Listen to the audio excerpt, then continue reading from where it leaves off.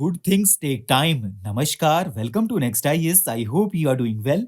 In this video, we will cover major headlines of the Hindu, Indian Express and Press Information Bureau. So without wasting any time, let's start today's discussion. Now, D. Gukesh became the youngest chess world champion at 18 after defeating Ding Liren of China in the final game of their match in Sentosa. This match was the first ever world championship between two Asian countries, and Gukesh is the only third Asian to win the title after Vishwanathan Anand and Ding Liren. Now, Union Cabinet approved two bills related to implementation of the simultaneous elections for Lok Sabha and state assemblies. Simultaneous elections in India refer to the idea of holding Lok Sabha and state legislative assembly elections together with the aim of reducing the frequency of elections and their associated cost. Such elections were held together between 1951 and 1967.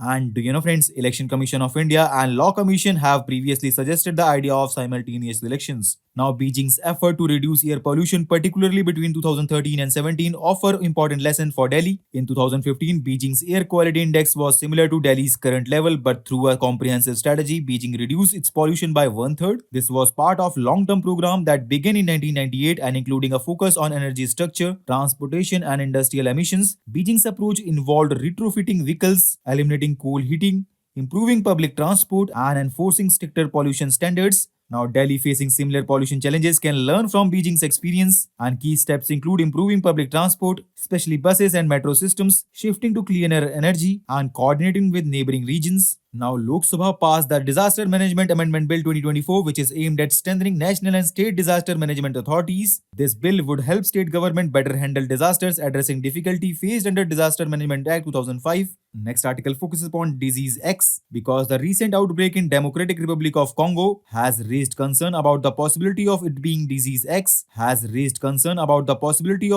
about disease X, it is an hypothetical term coined by the World Health Organization in 2018 to represent an unknown pathogen that could trigger a global health crisis. It is a placeholder for unpredictable emerging diseases. It could be caused by viruses, bacteria, and parasites. And COVID-19 is considered the first real example of disease X, representing an unpredictable and a novel threat with global impact. And do you know, friends, predicting disease X is difficult due to the large number of potential pathogens, unpredictable mutations, and role of environmental factors. Therefore, there is a need to robust surveillance, genomic sequences, and AI and data sharing are also essential for early outbreak detection. Now, Government of India is actively working towards achieving the goal outlined in the India Space Vision 2047, focusing on technological advancement, private sector participation, international partnerships, and space explorations. Key initiatives include 2022 space sector reforms allowing private sector involvement. India's Space Vision 2047 aims to establish Bharatiya Antariksh Station by 2035 and land an Indian on the moon by 2040.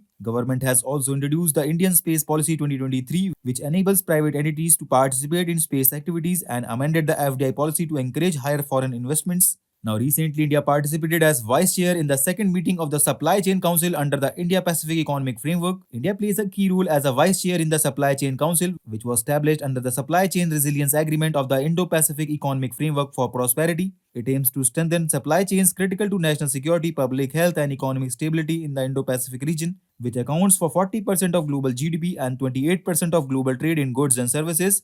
Talking about Indo-Pacific Economic Framework for Prosperity, it was launched in May 2022 and it includes 14 partners which are Australia, Brunei, Fiji, India, Indonesia, Japan, South Korea, Malaysia, New Zealand, Philippines, Singapore, Thailand, United States, and Vietnam. It serves as a platform for regional collaboration and it is aimed at promoting resilient, sustainable, and inclusive economic growth. It focuses on four key pillars of cooperation which include trade, supply chain, clean economy, and fair economy. India has joined pillars 1 to 4 while maintaining observer status in pillar 1. Now, India and European Union are working towards a balanced, ambitious, and comprehensive free trade agreement to strengthen their economic ties and promote trade and investment between two regions.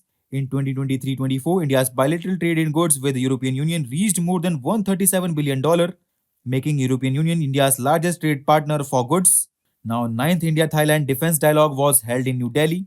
Now, meeting focused on enhancing defense cooperation with both sides, agreeing to establish a joint working group for monitoring defense industry cooperation. They also agreed to conduct subject matter experts exchange between Indian and Thai armed forces. The dialogue marks a significant step in strengthening defense ties, with Thailand being a key player in India's Act East policy and the Indo-Pacific region. Now, India, Iran, Armenia trilateral consultations took place in New Delhi and it focused on connectivity initiatives, multilateral engagements, and regional developments. Discussions including promoting trade, tourism, cultural exchanges, and strengthening people to people ties. The delegation emphasized the cooperation under the International North South Transport Corridor and the role of Chabahar Port.